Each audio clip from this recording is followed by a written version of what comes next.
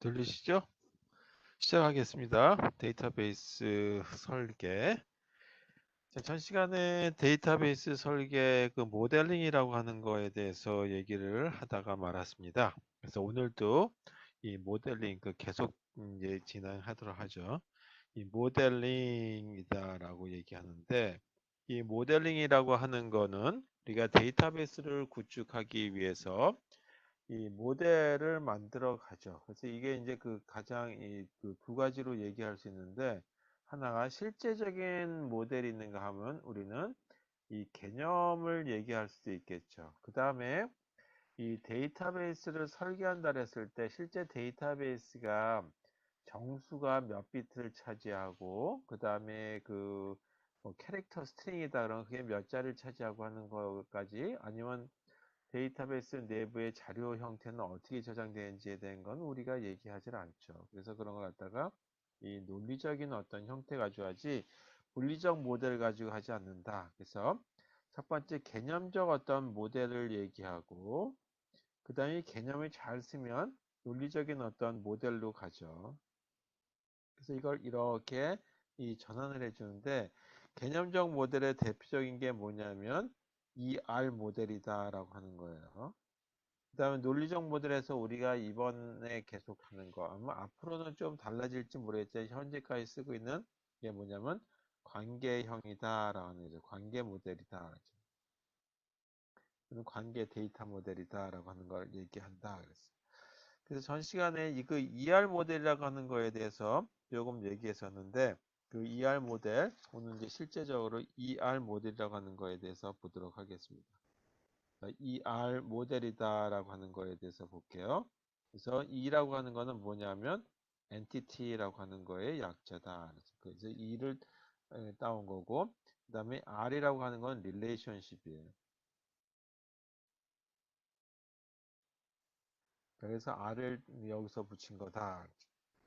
이 entity라고 하는 거는 뭐냐면 우리가 이 개체라고 하는 거를 얘기하죠. 우리가 개체 그러면 이 보통 저희 이 생물학 쪽에서 이 뭐 사람들 중에서 어떤 형을 갖고 있는 유전자형을 갖고 있는 개체라고 얘기할 수도 있을 테고, 그다음에 또 남성의 개체, 여성의 개체 이렇게 얘기할 수도 있을 거고, 또는 이제 뭐 화초다라고 한다면 화초 중에서 장미에 해당되는 모습의 것들을 얘기할 수 있을 거다. 그래서 그 개체라고 하는 거를 보게 되면 일단 그 화초다라면 화초의 이름이 들어가는 거죠. 그래서 그런 것처럼 이 개체 이름이 들어가겠죠.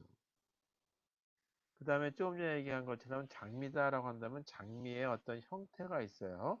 뭐 가시가 있다든지 이 장미가 피는 시절은 어떻게 되고 뭐 그 다음에 꽃잎은 어떤 모양이고 하는 것들이 있죠. 그런 걸 갖다 뭐라 하냐면 속성이라고 얘기한다.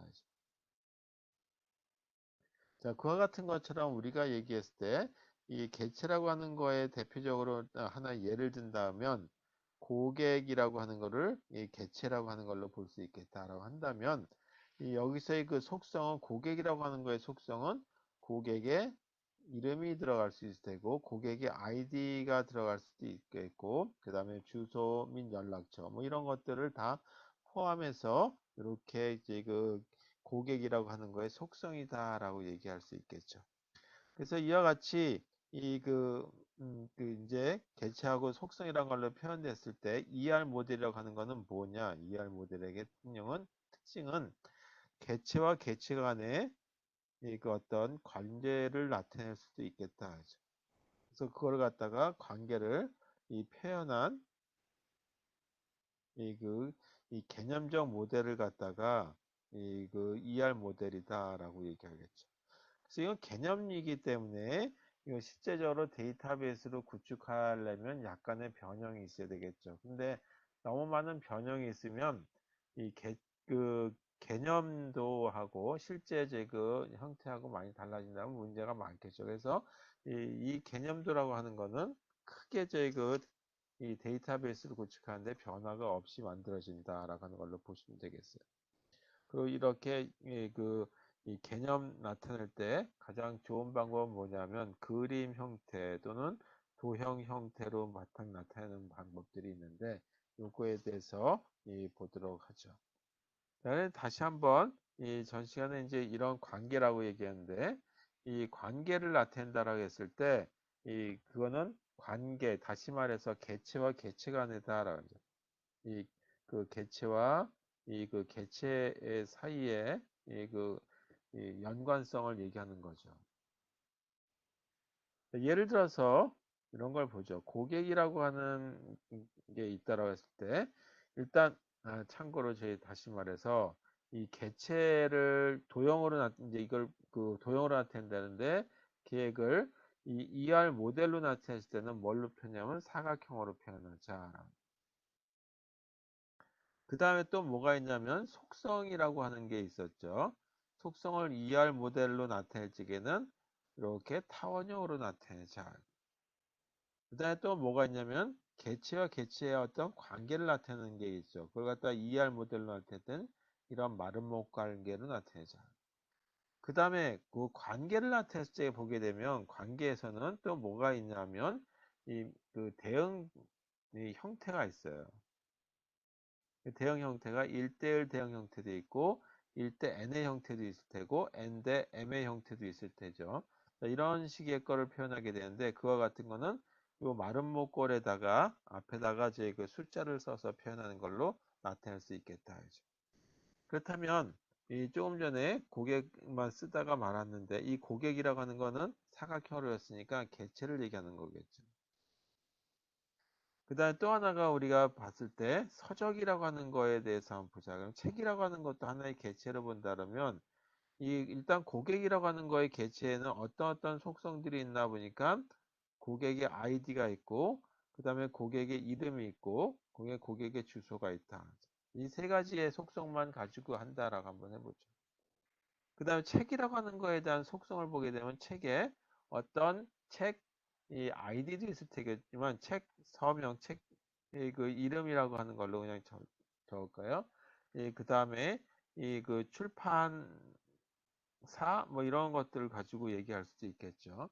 그러면 이 고객이 이 책이라고 한 거에 하고에 무슨 관계가 있느냐라고 했을 때는 이 고객이 예를 들어서 이 뭐 인터파크와 같은 어떤 그 홈쇼핑을 통해서 뭔가 책을 샀다라고 한다면 그와 같은 관계는 뭐냐면 구매라고 하는 관계를 나타내는 거죠. 그래서 이와 같은 거를 갖다 표현했을 때 이 마름모프 걸로 나타내고 관계의 어떤 제그 나타내는 부분을 표현하는 거죠.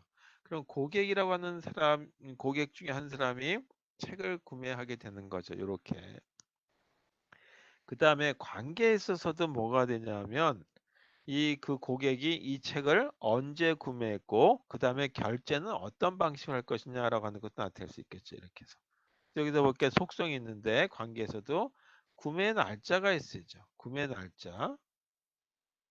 그다음에 또 뭐가 있을 수 있냐면 이와 같이 결제 방식에 해당되는 것도 가능하겠죠. 카드냐 아니면 이제 그 체크 카드냐 현금 가지고 이 그 뭐 따로 저희 그 은행을 통해 가지고 계좌 이체시켰느냐라고 하는 걸 나타낼 수 있겠죠. 그다음에 또 하나가 뭐냐면 이 고객 한 명이 책을 한 권만 살 수도 있겠지만 여러 권 살 수도 있겠죠. 그래서 고객 한 명이 여러 개를 살 수 있다 그랬을 때 이와 같은 걸 대응 형태로 이렇게 표시한다.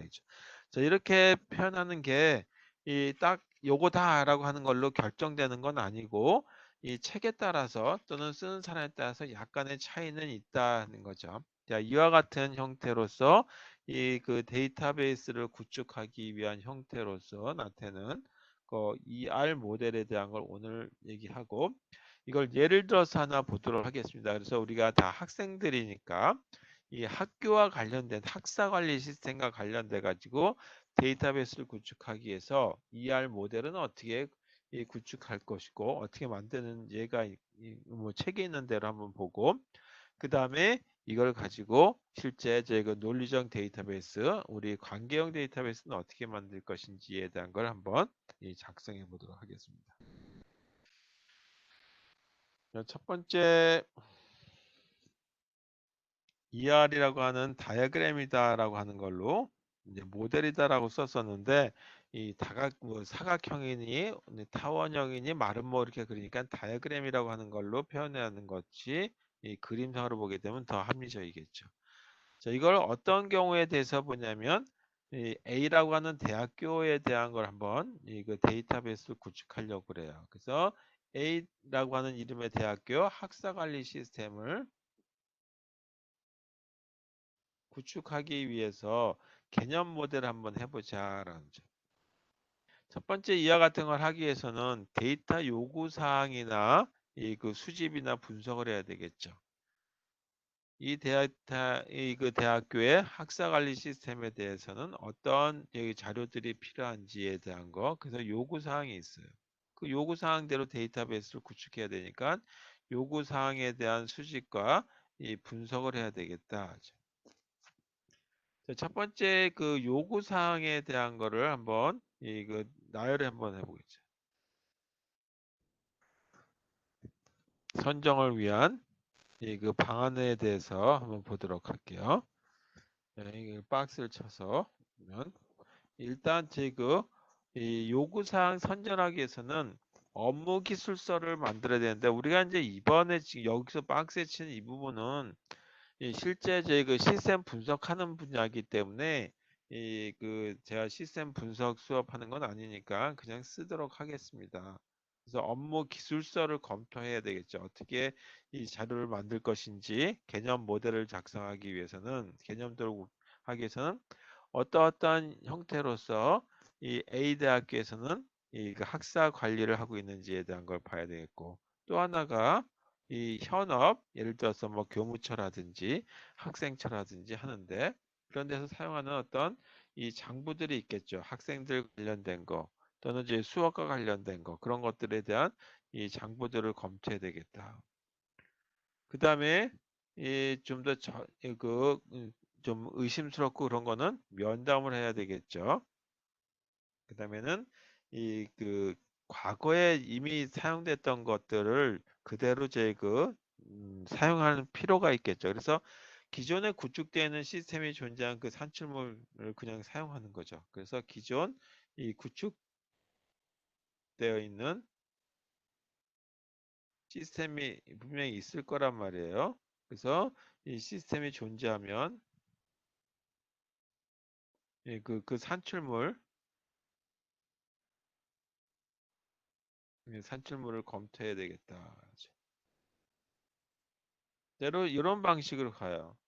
그래서 이렇게 자료들이 있는 걸 가지고 쭉 검사를 하고 자료를 수집해 가지고 만들었더니 이런 결론이 나왔다. 그래서 수집 결과가 이렇게 됐다고 가정해 보자. 수집 결과를 가정했을 때 이 첫 번째 어떤 수집 결과가 나왔냐면 A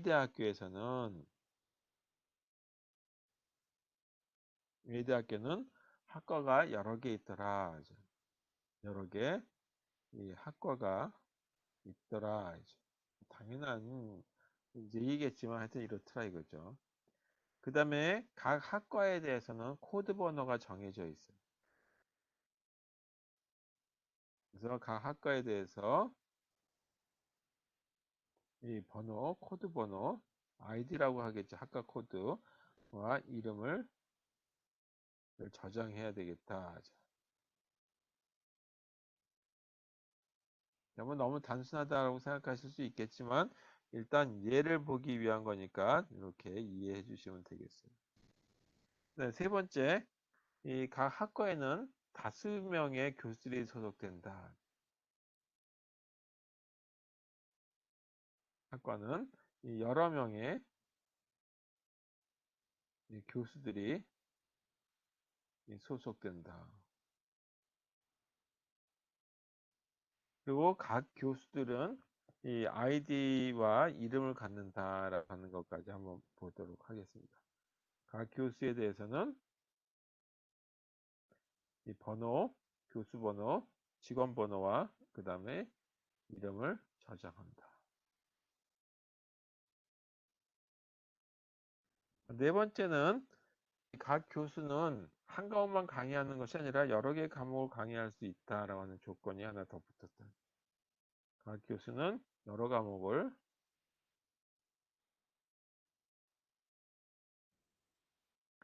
강의할 수 있다. 좀 글씨가 이상해서 다시 쓰겠습니다. 여러 과목, 여러 과목을 강의할 수 있다.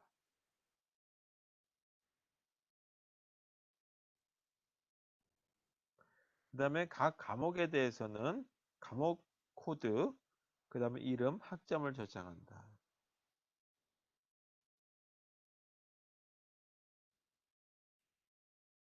그래서 번호, 과목에 대한 교과목 번호, 그 다음에 이 과목명, 그 다음 학점을 저장한다. 이렇게 데이터베이스의 논리적인 어떤 개념들을 만들기 위한 거다. 그다음에 또 하나가 각 학과는 여러 명의 학생들을 학과에는 여러 명의 학생들이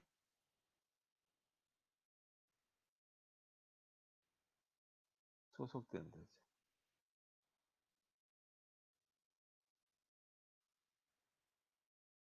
각 학과에는 이런 뜻이에요.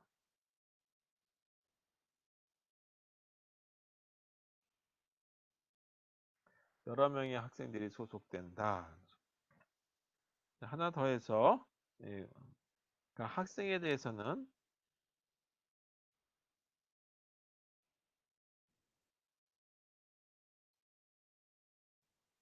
학생 아이디 번호가 있죠. 학생 번호, 그 다음에 이 성명, 주소, 그 다음에 학년,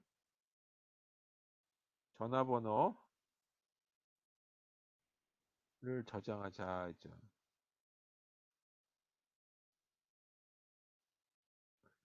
일곱 번째, 이 학생이 한 번만 등록하고 하는 것이 아니라 여러 번 등록하게 되죠. 4년을 다니는 학생도 있고, 좀 일찍 졸업한 학생도 있을 테니까 각 그 학생은 여러 번 이 등록을 신청할 수 있다.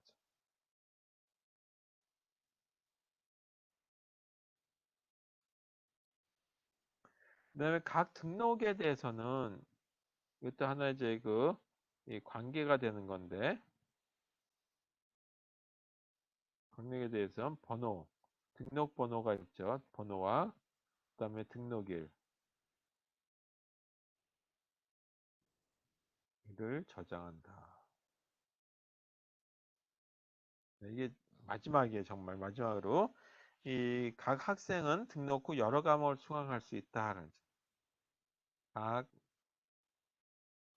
학생은 이 등록 후 여러 과목, 등록이란 말을 빼고 여러 과목을 수강할 수 있다.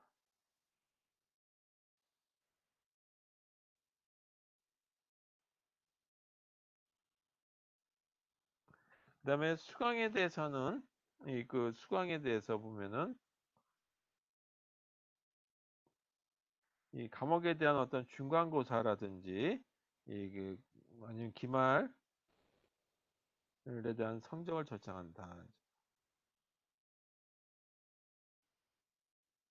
이렇게 해서 이 자료를 갖다 검토해 보니까 8가지에 해당되는 수직 결과가 만들어졌다고 한다면 이와 같은 거에 대해서 뭐를 하냐 하면 개체라고 하는 거를 만들고 관련된 거 보니까 어떤 개체가 있나 보니까 일단 첫 번째 각 학과라고 하는 개체가 있구나라는 걸 알게 됐어요. 그 다음에 각 학과에는 누가 있나 보니까 교수들이 있더라는 걸 알게 됐고 또 보니까 각 학과에는 여러 명의 학생들이 있구나라고 해서 학생들에 대한 계층이 있구나라는 걸 알게 됐죠. 근데 또 하나가 뭐냐면 각 교수는 과목을 강의할 수 있다 그랬어요. 여러 과목을. 그래서 과목과 관련된 그 계층가 또 있구나라는 거죠. 그다음에 각 학생은 여러 번의 등록을 할 수 있다 그랬기 때문에 등록과 관련된 계층가 있구나라는 것까지 알겠다 이죠. 그래서 몇 개에 해당되는 거냐? 하나, 둘, 셋, 넷, 5개에 해당되는 이 개체가 만들어진다. 그래서 각 개체에 대한 걸 다시 한번 정리 한번 해보자. 자, 그래서 두 번째 개체에 해당되는 걸 정리 한번 해보죠. 이 개체, 엔티티라고 하는 거와 이 각 개체에 속하는 속성들에 대한 어떤 식별은 어떻게 될 것인지에 대한 걸 한번 나열해 보자 이거죠. 그럼 표를 하나 만들어 볼게요. 그래서 이 개체가 있고 엔티티, 그다음에 이 그 개체 설명에 대한 걸 한번 달아보고, 그다음에 그 관련 속성은 어떤 것들이 있는지. 자, 이거는 조금 더 설명이니까 크게 써야 될, 길게 써야 될 테니까 여기다 이렇게 쓸게요.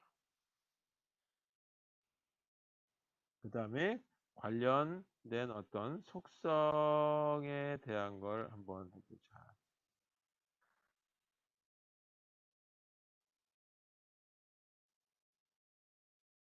이렇게 된다면 아까 얘기했듯이 일단 이 학교에 대한 건 학과라고 하는 거에 대한 그 개체가 하나 만들어지죠. 이 학과라고 하는 거에 대한 개체 설명하게 되는 거는 뭐냐 하면 이 학과에 관한 정보를 관리하게 되는 거죠. 그래서 학과에 이 관한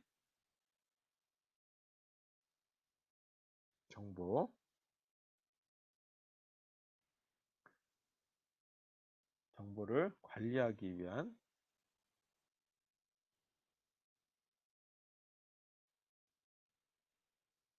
이 엔티티 또는 개체다라고 하는 말만 쓸게요.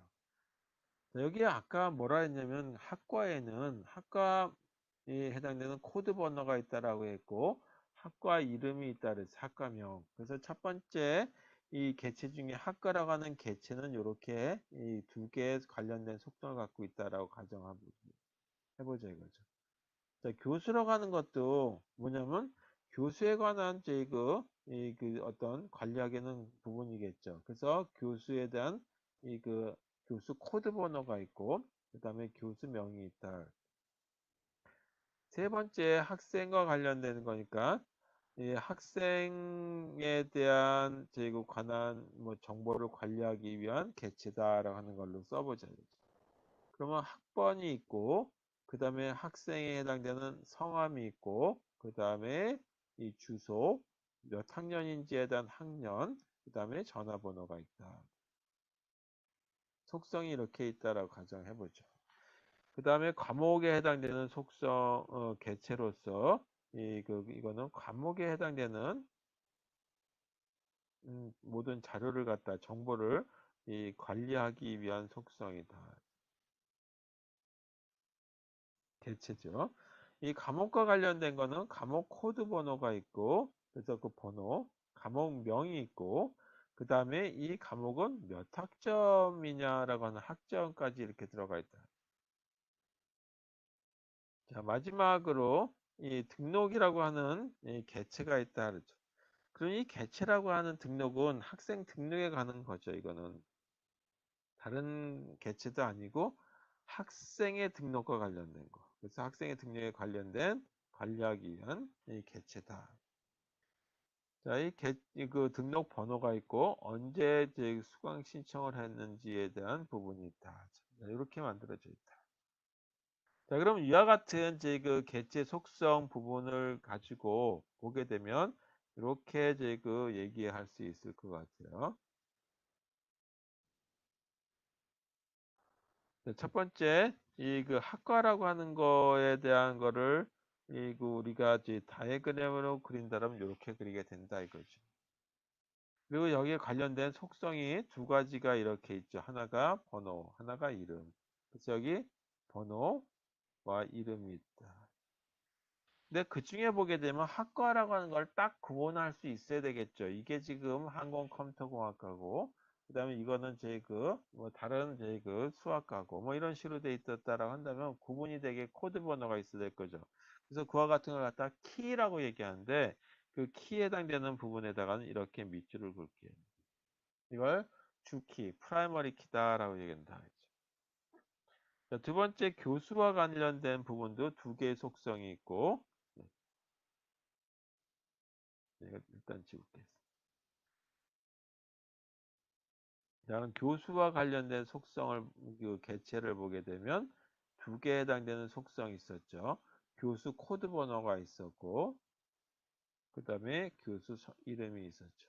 자, 동명이인이 있을 수 있기 때문에 그와 같은 경우에 이와 같이 이 분명하게 구분하기 위한 이 아이디 번호, 교수 코드 번호를 이렇게 작성해 준다. 그다음에 학생과 관련된 부분을 갖다가 이 그 개체를 보게 되면 속성들이 이 번호, 학번 이렇게 있었고 그거는 학생들 하나하나마다 그 번호가 다 다르죠. 그다음에 학생들의 성함, 이름, 그리고 주소, 또 학년, 몇 학년인지에 대한 거, 그리고 마지막 전화번호. 이렇게 해서 이 그 ER 다이어그램에 해당되는 것 중에 학생에 해당되는 게 만들어졌죠. 또 하나가 뭐가 있었냐면 과목에 해당되는 게 있었어요. 그 과목에 해당되는 거는 과목 코드 번호가 있었고 번호. 자, 이건 이제 하얀색 할게요.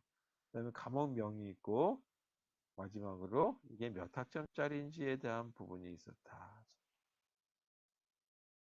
마지막 등록과 관련된 이런 이 개체가 있었는데 이 등록 번호가 있었어요.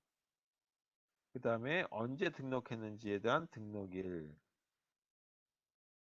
이렇게 만들어졌죠. 이렇게 노란색으로 해서 키라고 하는 부분이 표현됐다. 자, 그럼 이렇게 생긴 거는 개체 따로따로 한 건데 이제 세 번째 뭐를 해야 되냐면 이런 개체들 간의 관계는 어떻게 될 것인지에 대한 걸 한번 보자. 그래야지만 그 관계되는 걸 가지고 우리가 뭐가지 어떻게 자료들 할 것인지에 대한 관계를 나타내서 테이블을 구성하게 되고 그 테이블을 위해서 자료들을 찾아 들어갈 수 있어야 되겠죠. 그래서 관계와 속성이라고 하는 거에 대한 식별을 할 수 있게 돼야 되겠다. 네, 일단 먼저 이 관계에 대한 정의를 한번 내려보죠. 그래서 어떤 관계와 관련되는 이 개체와 개체들이 관련이 되어 있는지에 대한 거를 찾으면 될 것 같아요. 그래서 이걸 하나의 표로 구성해 보자. 그래서 그걸 갖다가 기준 개체라고 하는 걸로 보죠. 그다음에 또 하나가 관계에 대한 형태는 어떻게 되느냐. 아까 고객과 서적에 관련된 걸 나타낼 수가 있었죠. 그 다음에 존재라고 하는 성에 대한 걸 가지고 한번 보죠. 존재성. 그리고 이거와 관련되는 이 개체는 어떻게 되느냐. 개체 간의 어떤 관련성을 보기 위한 거다. 첫 번째, 학과라고 하는 거하고의 관련된 부분은 뭐가 있는지 보니까 학과에는 여러 명의 교수가 있다라고 했어요. 그래서 이 학과와 교수의 어떤 관계가 있어야 되겠다. 그리고 아까 쭉 자료를 검토한 결과 어떻게 되냐면 한 학과에는 여러 명의 교수가 손속된다라고 그랬죠. 그래서 한 학과에는 여러 명의 교수가 소속된다. 그래서 이 존재성은 뭐냐면 학과라고 하는 거하고 교수와의 관계는 필수적인 어떤 관계를 가져야 된다. 그 다음에 한 교수는 반드시 한 학과에만 속하게 되겠죠. 뭐 반드시는 안 하겠지만 한 교수는 이 한 이 학과에만 소속한다. 속한다. 그래서 이렇게 학과라고 하는 거와 교수라고 하는 거의 개체를 보니까 이 관계도 필수 관계가 되더라 이거죠. 두 번째 학과라고 하는 거와 이 학생에 해당되는 거에 해당되는 관계를 한번 보자 이거죠. 학과에서 보니까 학생도 여러 명의 한 학과에는 여러 명의 학생이 소속되죠.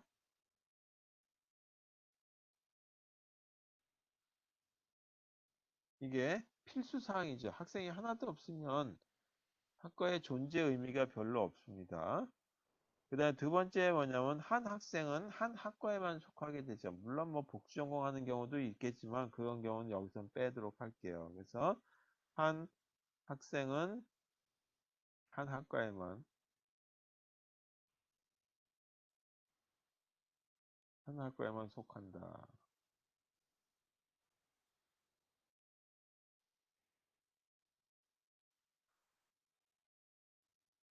그래서 이것도 학생이 어느 과에 소속돼야 되기 때문에 이와 같은 거는 필수 사항이다. 물론 이게 필수 사항이가 어떤 경우는 선택 사항일 수도 있겠죠. 그런 경우가 지금 이제 나오게 되는데 교수라고 하는 거와 그렇다면 과목이라고 하는 거에 대해서 보도록 하죠. 관련. 그럼 한 교수는 여러 개의 과목을 강의할 수 있다 그랬어요.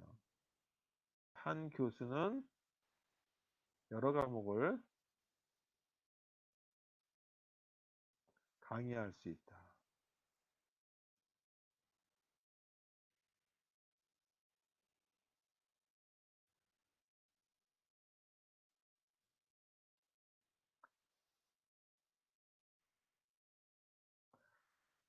자, 그러니까 이와 같은 경우는 교수가 여러 과목을 할 수도 있고 두 과목 할 수도 있고 난 이번엔 한 과목만 해 그렇게 할 수도 있을 거란 말이에요. 그래서 이와 같은 경우는 존재성은 선택 사항이 된다.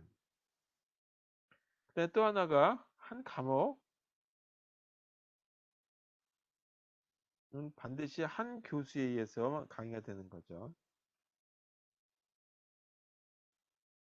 교수에 의해서 이제 강의된다.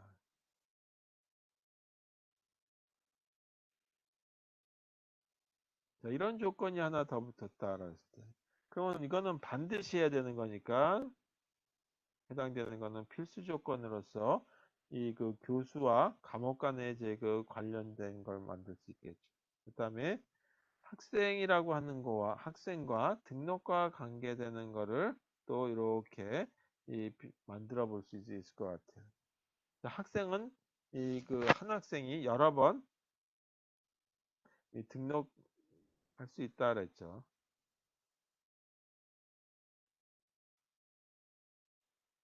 등록한다 그랬죠. 등록 신청 한다 그랬기 때문에 이것도 여러 번 등록 신청할 수 있고 첫째 한 번만 하고 나 이 학교 그냥 그만둬 이렇게 될 수도 있어요. 그래서 이 선택 사항이라고 하는 걸 한번 얘기해 보도록 하겠습니다. 그 다음에 한 개 등록 과목 예를 들어서 한 학생이 한 과목만 등록할 수도 있고 두 과목 등록할 수도 있고 그렇게 된다라고 했을 때 그 한 개 등록은 한 명의 그 학생만 관련된다 하죠. 예, 등록은 한 명과 관련. 네, 공간이 없어 이렇게 쓸게요. 그래서 이런 경우는 필수 사항으로 한번 정하도록 하겠습니다. 마지막 이 그 등록이라고 하는 거와 과목이라고 하는 거에 대해서 한번 또 정해서 보게 되면 이 한 등록에는 여러 과목을 수강할 수 있죠. 등록에는 여러 과목 수강이 가능하다 하죠. 그래서 이와 같은 것도 이 선택 사항이 될 테고 한 과목은 여러 등록에 포함 거꾸로 또 한 과목은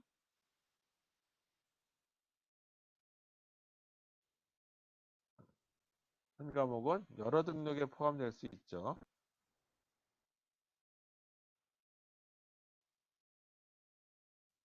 예를 들어서 데이터베이스라고 하는 과목이다라고 한다면 이 데이터베이스는 이 A라고 하는 학생이 홍길동이라는 학생도 들을 수 있고 그 다음에 김길동이라는 학생들 들을 수 있고 그렇게 되는 거죠. 그래서 이 그 선택 사항으로 이렇게 잡힌다. 자, 이렇게 관계에 해당되는 걸 정의를 이렇게 한번 만들어 봤다라고.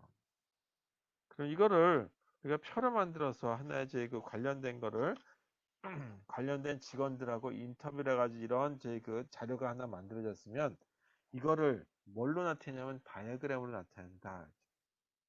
그래서 학과라고 하는 거와 그 다음에 교수와의 관계는 어떻게 될 것인지에 대한 걸 한번 이것도 그림으로 나타내는 걸 보도록 하겠습니다. 자, 그럼 아까 학과라고 하는 거와 그 다음에 이 그 교수에 대한 관계를 보죠. 그럼 학과가 이렇게 있었어요. 그럼 학과가 뭐가 있었냐면 학과 코드 번호가 있었죠. 이게 컴퓨터공학과라는 그럼 이제 학과 이름이 있을 테고 그래서 이 번호만 가지고 학과를 구분할 수 있게 돼 있죠. 근데 또 뭐가 또 관계를 볼 때 교수와의 관계를 볼 거니까 교수에 대한 건 속성은 뭐가 있었냐면 교수 번호가 있었어요. 그리고 이 교수 이름이 있었죠. 자, 이와 같은 거에 대한 거를 관련을 지어준다라고 했을 적에는 여기에 이 학과의 소속과 관련된 부분이 이렇게 들어가야 되겠다. 물론 이 소속이라고 제가 초록색을 쓴 걸 이 말은 뭐 안에다 집어넣어도 되고 바깥에다 써도 상관은 없겠습니다. 자, 이렇게 이제 그냥 이렇게 색깔을 똑같이 할게요. 그러면 한 학과에는 여러 명의 교수가 가능하다라고 했으니까 1대 n 이렇게 해서 이와 같이 줄 긋는 데다가 1, 그다음 한쪽에 n 이렇게 쓰기도 한다 이거죠. 두 번째는 학과에는 이 그 학생이 여러 명이 있다라고 했겠어요. 학생이 다수 명의 학생이 있다 그랬어요. 그래서 학과와 학생의 관계를 아까 이제 표로만 만들었었는데 이제는 다이어그램으로 나타내 보자. 여기 학과가 있고 학과의 속성은 두 가지가 조금 전에 쓴 것처럼 번호와 그 다음에 이름이 있다. 그 다음에 학생에 해당되는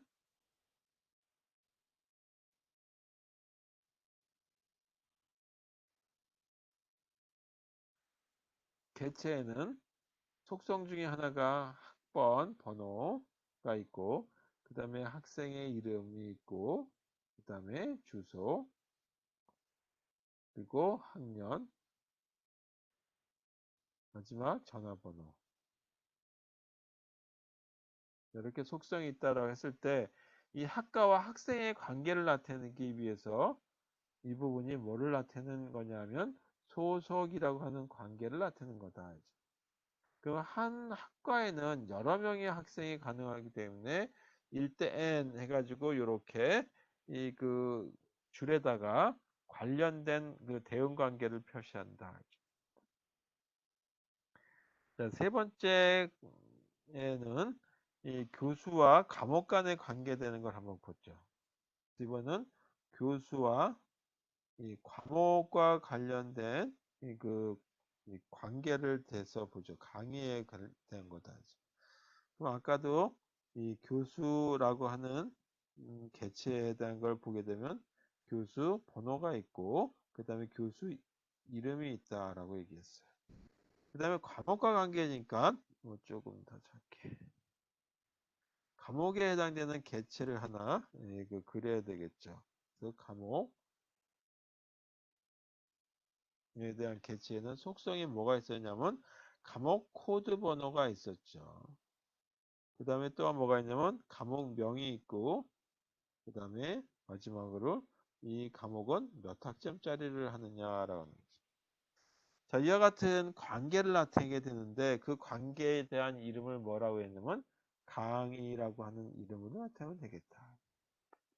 그럼 교수 한 명이 과목 하나만 강의하는 것이 아니라 여러 개를 강의할 수 있다라고 했죠. 그래서 1대 n의 관계가 된다라는 걸로 이렇게 이 다이어그램이 그려진다. 그 다음에 학생과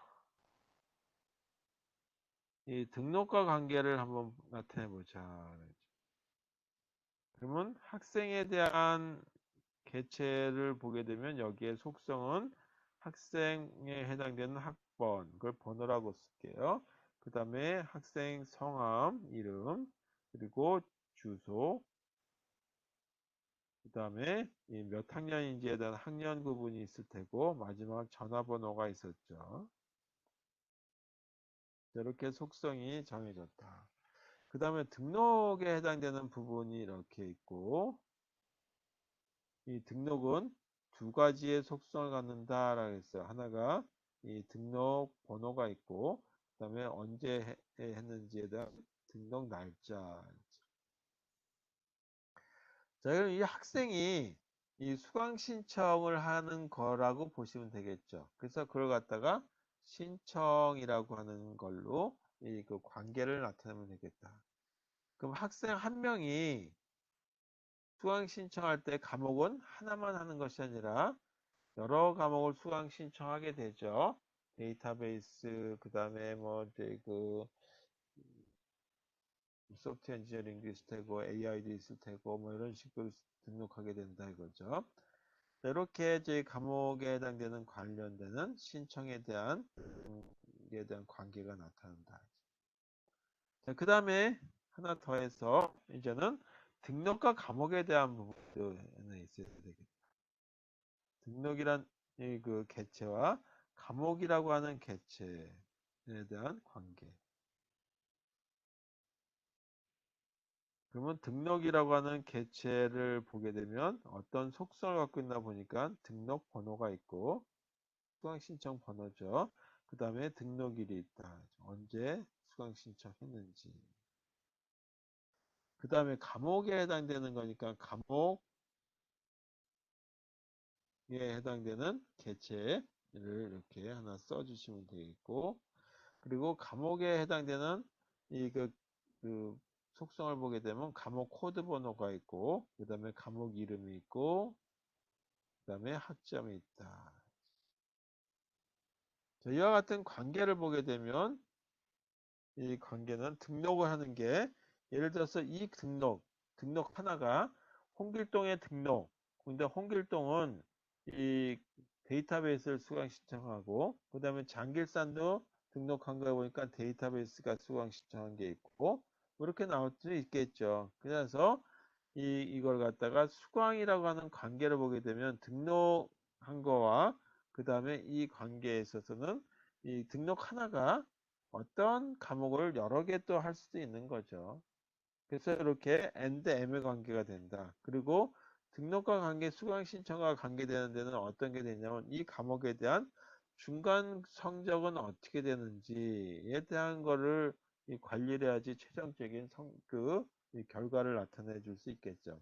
그 다음에 이 그 기말 시험에 대한 성적은 어떻게 되는지를 가지고 데이터베이스를 구축해내야지 그 학생 하나하나에 대한 나중에 그 결과표를 만들어 줄 수 있겠다. 자, 그래서 이거는 개체와 개체 사이에만 만들어졌는데 이런 것들을 쭉 다 이제 통합을 한번 해보죠. 통합한 결과는 어떻게 될 것인지에 대한 거를 보게 되면 이제 좀 많아지겠죠. 이걸 여기다 적기는 곤란하니까 다음 페이지에다가 이렇게 통합 결과를 한번 보겠습니다. 자, 이 뭐가 있었냐면 개체가 학생이라고 하는 개체가 있었고 그 다음에 학과 개체가 있었고 그리고 교수라고 하는 개체가 있었어요. 그 다음에 또 뭐가 있었냐면 등록과 관련된 개체가 있었고 그리고 과목과 관련된 개체가 있었죠. 이렇게 된 개체들 간의 관계를 일단 이제 해서 통합해서 만들어줘야 되겠다. 자, 여기 보게 되면 학생에 대한 거는 이 속성이 일단 학생에 대한 번호가 있었죠. 학번, 그 다음에 이름, 학생의 주소, 그 다음에 학년, 전화번호, 전화번호 이렇게 있었다. 그 다음에 학생과 학과 간에 이 어떤 관계로 나타내냐면 소속을 나타낸다 그랬죠. 그럼 학생 한 명이 이 학과에는 몇 명이 있냐면 학과 한 명에는 학과 안에는 여러 명의 학생이 있을 수 있기 때문에 1대 n의 관계가 된다라고 얘기했죠. 학과를 보게 되면 학과에는 학과 코드 번호가 있고 학과 번호가 있고 그 다음에 학과 이름이 있죠. 그 다음에 학과에는 여러 명의 교수가 있을 수 있다 그랬어요. 그래서 그것도 하나의 소속과 관계되는 그 관련된 거죠. 그래서 하나의 학과에는 여러 명의 교수가 있을 수 있기 때문에 1대 n의 관계가 되고 교수의 속성을 보니까 교수에 대한 이 번호가 있고 이거는 키로 쓸 수 있는 거고 그 다음에 교수 이름이 이렇게 또 하나의 속성으로 들어갈 수 있다. 다음에 학생과 등록과 관계를 보니까 학생 하나가 여러 개의 과목을 등록할 수 있다 그랬죠. 그래서 이것도 하나의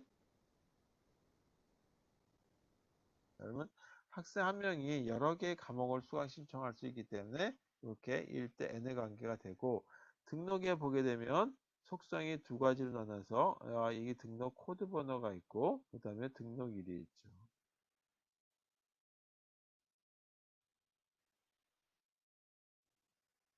그 다음에 교수와 과목의 관계를 보면 교수가 어떤 과목을 강의를 하게 되는 거죠. 그래서 그 강의를 그 관련된 걸 강의라고 하는 이름을 주고 교수 한 명이 여러 과목을 강의할 수 있기 때문에 1대 n의 관계가 된다. 그 다음에 이 과목이라고 하는 걸 보게 되면 과목 코드 번호가 있고 그 다음에 과목명이 있고 그리고 이 과목은 몇 학점짜리 수업인지에 대한 거가 표현됩니다. 자, 마지막으로 등록이라고 하는 거, 그 과목이라고 하는 거에 어떤 관계가 만들어지는데 그걸 갖다가 뭐라고 했었냐면 수강이라고 하는 관련된 걸로 하겠다. 그래서 그 하나에 등록된 게 이 홍길동에 가는 거 장길산이라고 하는 사람 뭐 해가지고 그 사람들이 과목을 드는 게 보게 되면 여러 개의 과목을 들 수 있겠죠. 이렇게 해서 수강이라고 하는 관계에 있어서는 N 대 M의 관계고 이때 필요한 자료가 뭐냐면 수강을 했으니까 중간고사, 기말고사 성적이 나오겠죠. 그래서 중간 이 그 성적과 그 다음에 기말 성적이라고 하는 걸로 이렇게 나타낸다. 자, 그래서 이와 같이 이 표현된 이걸 갖다 뭐라냐면 ER 모델이다라고 해요. ER 다이그램. 자, ER 다이그램이다. 자, 그럼 이렇게 한 걸 가지고 바로 데이터베이스가 자동화돼서 구축되는 것은 아니고 그걸 보고 이 데이터베이스 명세서를 작성하고 데이터베이스를 구축하게 되는 거죠. 자, 그러면은 요거로부터 데이터베이스 명세서를 작성하는 거에 대해서 보도록 하겠습니다. 데이터베이스 테이블이죠. 그래서 데이터베이스 테이블 명세서 작성을 한번 다뤄보자. 자, 엔티티라고 하는 거하고 속성에 대한 거 관련돼서 표현된다. 그래서 여기 그 만들 쪽에 보게 되면 직사각형을 표시된 게 엔티티라 그러는데 이 그 직사각형 엔티티 또는 개체 이거는 뭘로 바뀌었냐면 하나의 테이블로 만든다. 이렇게 구현하면 될 테고 그 다음에 타원으로 표시된 부분들이 뭐냐면 속성이죠. 이 속성이라고 하는 거는 뭘로 하냐면 테이블에 이 테이블이 있으면 테이블에 속한 각 열에 해당되는 걸로 표현되면 된다 그랬죠. 그걸 갖다 도메인이다라고도 불렀어요. 그 다음 밑줄근 부분이 있었어요. 밑줄간 부분이 있었는데 속성 중에 이건 뭐라고 쓰냐면 기본 키라고 하는 걸로 씁니다. 자, 예를 들어서 아까 학과라고 하는 부분이 이렇게 개체가 만들어졌는데 개체에는 속성이 두 개가 있고 학과 코드 번호가 있다라고 얘기했죠. 이렇게. 그 다음에 학과 이름이 있다라고 했어요. 자, 이걸 갖다가 우리가 이 데이터베이스라고 하는 거를 구축할 적에 이렇게 만드는 부분이 있었죠. 물론 이걸 갖다가 이 메뉴 방식이 아니라 그냥 커맨드 방식일 때라면 요와 같은 거 갖다가 다시 커맨드 방식으로 바꿔줘야 되겠지만 우리가 지금 다루게 있는 것도 마찬가지 메뉴 방식이니까 그냥 이런 메뉴 방식에 해당되는 걸 형태라고 하는 걸로 보도록 하겠습니다. 테이블 이름은 학과라고 하는 걸로 쓰도록 하자. 그 다음에 열 이름은 어떤 걸 가지고 정해야 되냐면 두 개에 해당되는 속성이 있죠. 그 중에 하나가 뭐냐면 번호라고 하는 거와 그 다음에 이름이라고 하는 걸로 만들어진다라는 거죠. 그 다음에 또 하나가 뭐냐면 각각 이 번호라고 하는 거는 정수로 나타낼 수도 있고 문자열로 나타낼 수도 있죠. 문자열을 뭐라 하냐면 텍스트라고 해요. 근데 그냥 번호니까 정수로 쓰는 걸로 한번 해보죠. 그래서 이거에 대한 이 그 속성들에 대한 타입은 어떻게 되느냐? 실제 저장되는 거, 정수, 인티저. 그 다음에 이름이라고 하는 거는 문자들의 제 그 나열이죠. 그래서 그걸 갖다가 문자열이라고 안 그러고 데이터베이스 SQL에서는 텍스트라고 한다. 그 다음에 널 비워두면 안 되는지 비워놔도 상관이 없는지에 해당되는 걸 한번 따져보자. 그럼 학과의 그 학과 코드 번호는 비워두면 안 되죠. 그래서 이거는 난 널이다. 만약에 비워뒀다는 그런 학과가 없다는 얘기죠. 그 다음에 기본 키에 해당되는 거는 어떤 걸 기본 키로 쓸 거냐면 구분이 된다는 거를 이거를 기본 키로 쓴다. 이 PK라고 하는 거는 뭐냐면 주키다라고 해서 프라이머리 키라고 하는 거의 약자예요. 자, 뒤에 뭐 더 있는데 그 뭐 외래키 그다음에 프라이머리 키 이름 뭐 이렇게 나오는데 이 외래키에 대한 이름 그거는 이거 일단 생략하도록 하죠. 이런 식의 이 하나의 이제 그 자료들이 만들어진다라는 걸로 보시면 되겠습니다. 자, 그러면 이거는 쭉 제 그 이 넘어가고 이제 어디로 가냐 하면 관련된 속성에 대한 거를 보면 되겠죠. 관계 변환에 대한 걸 그렇다면 이 그 관계 변환에 대한 거를 보도록 하겠습니다. 첫 번째 1대 n의 관계가 있었어요. 1대 n의 관계. 1대 n의 관계는 1에 해당하는 엔티티에다 대응된 테이블 기본 키를 설정한다. 어떤 게 있었냐면 학과가 있고 그 다음에 교수가 있고 이 교수가 소속되어 있는 부분을 보니까 학과 한 명에 여러 명의 교수가 소속될 수 있다라고 얘기했었죠. 이런 식으로. 자, 이렇게 생긴 건 어떻게 만들 거냐? 그 다음에 학과에는 이 속성이 두 가지 있었어요. 학과 번호. 근데 이 학과 번호에는 밑줄이 그어졌고, 그 다음에 학과 이름 이렇게 있다. 그 다음에 교수에도 두 개의 속성이 있는데 교수 코드 번호 ID가 그 하나의 키워드 키로 사용되고, 그 다음에 교수 이름이 있다. 자, 이렇게 생긴 것 갖다가 이 1대 n 관계가 이루어졌는데 이런 경우에 대해서 테이블은 어떻게 만들 것인지에 대한 걸 한번 보도록 하죠. 먼저 테이블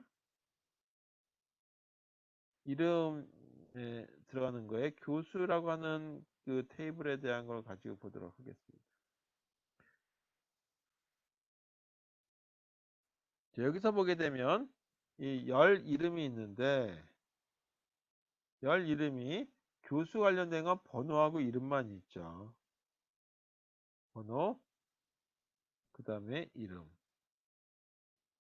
근데 이거는 교수와 학과에 관련된 부분이 들어가야 되기 때문에 하나가 더 들어가는데 그때 들어가는 게 뭐냐 하면 학과 번호가 여기 들어간다.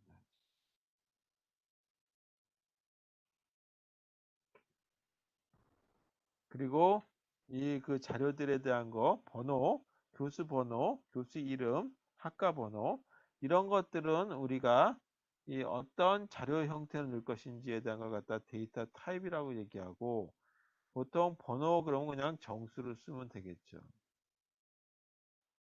그 다음에 이름이니까 문자열인데 SQL에서는 텍스트라고 쓴다라고 얘기했고 그 다음에 또 하나가 학과 번호에 해당되는 것도 뭐 컴퓨터 공학과 그러면 C로 시작하기도 해서 텍스트를 쓰는 경우들도 있는데 그냥 이 그 정수를 쓰는 걸로 간략하게 하기 위해서 이걸로 나타내 보도록 하겠습니다.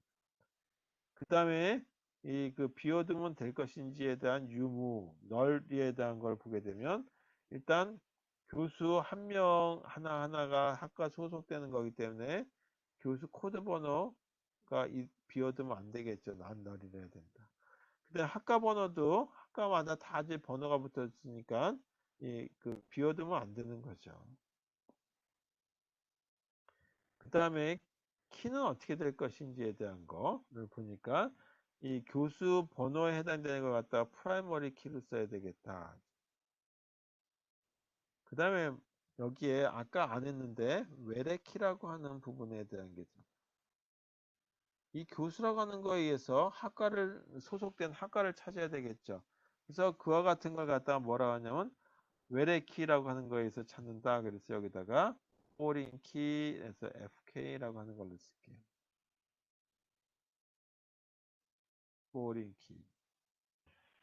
이렇게 나타내는 거 하나 꼭 집어넣어줘야지만 교수가 어느 학과 소속인지 찾을 수 있다. 네, 또 하나가 뭐냐면 foreign key라고 하는 거와 이 테이블 여기다 쓸게 테이블 이름에 대한 거는 어떤 거냐. 그러면 이때 관련된 그 표는 뭐냐면 학과와 관련된 부분이죠. 이렇게. 그래서 여기다 줘야 되고 그때 이 학과 관련된 거는 어떤 이름으로 들어가냐면 번호라고 하는 이름으로 들어가 있죠. 그래서 여기다가 번호라고 하는 키로 들어간다. 이게 요 학과라고 하는 개체에서의 이름이죠. 여기다가 그러니까 FK열이라고 하는 걸로 해서 이름은 어떻게 썼는지에 대한 걸 갖게 되죠.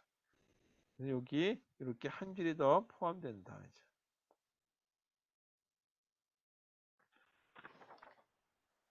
자, 나머지 교수와 과목, 그 다음에 뭐 저희 이 학과 학생 뭐 이런 관계들이 쭉 있는데 요거 굉장히 또 시간이 오래 걸리니까 요거는 이 다음 시간에 하도록 하겠습니다. 그래서 이렇게 하고 우리 실습 7회복이라고 하는 거 올려져 있거든요. 6도 그렇고 그래서 그걸 가지고 미리 예습 차원에서 이 foreign key라고 하는 거 한다든지 이런 이제 ER 모델 관련된 걸 거꾸로 한번 표현한다든지 하는 걸 표현해서 데이터베이스 구축해 주는 거는 해보도록 하면 되겠습니다. 그래서 실습자는 여기까지 하는 걸로 오늘 실습 7까지 올라가 있으니까 한번 보시고요.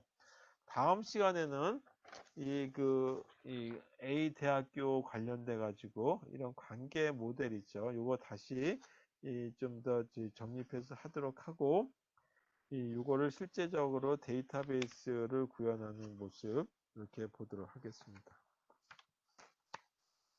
데이터베이스 구축하게 되나? 뭐 이렇게 뭐 다른 모델도 상관없고 그렇게 가는 걸 하고 그 다음에 키라고 하는 거에 대해서 보도록 하겠습니다. 그래서 오늘 수업은 여기까지 하는 걸로 하고 이 실습 7 꼭 한번 해보시고 그 다음에 외래 키라고 하는 거 아직 제가 설명을 잘 안 드렸는데 키라고 하는 부분이 조금 이따가 나올 거거든요. 그래서 그 키라고 하는 거에 중에 외래 키는 다른 테이블에서의 주키, 프라이머리 키가 되는 걸 갖다가 외래 키라고 하고 이 외래 키가 있음으로 해서 이 개체와 개체 간의 어떤 관계를 맺어줄 수가 있게 돼 있어요. 그래서 외래 키의 필요성은 관계 맺기 위한 거다라고 하는 걸로 이해하시면 되겠습니다. 일단 여기 부분에 있는 것처럼 외래키라고 하는 번호는 다른 테이블에서는 이름이 뭘로 들어가느냐라고 하는 부분이죠. 그래서 이렇게 표현됐다 라고 하는 걸로 하고 그 다음에 이와 같은 것들이 실제적으로 우리 데이터베이스는 어떻게 만들어지는지는 실습 내용을 가지고 보시면 되겠습니다. 자, 오늘 여기까지 하도록 할게요. 수고하셨어요. 수고하셨습니다.